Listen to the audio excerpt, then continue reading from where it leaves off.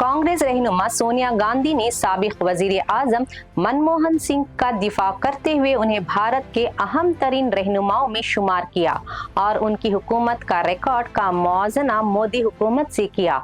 उनका ये मजमून 11 अगस्त को द इंडियन एक्सप्रेस में शाया हुआ। सोनिया गांधी ने कहा कि मनमोहन सिंह की दियानतदारी और उसूल पसंदी तारीख के इम्तिहान पर पूरी उतरेंगी।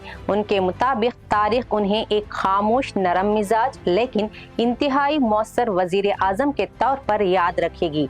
उनका ये बयान सुप्रीम कोर्ट की जानिब से कोल ब्लॉक एलोकेशन केस में मनमोहन सिंह को क्लीन चिट देने जाने के चंद रोज बाद सामने आया है। सोनिया गांधी ने जनवरी 2014 में मनमोहन सिंह की उस तंबीह का भी हवाला दिया जिसमें इन्होंने नरेंद्र मोदी के वजीर आजम बनने को मुल्क के लिए तबाहकुन करार दिया था। सोनिया गांधी ने दावा किया कि ये पेशगोई अब ज्यादा वाज़ा होती जा रही है।